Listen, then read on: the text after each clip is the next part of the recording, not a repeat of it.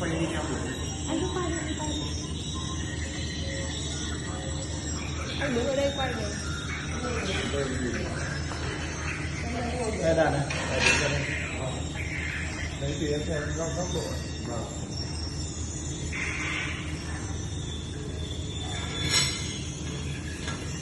Em quay sát sát để coi cho các bạn.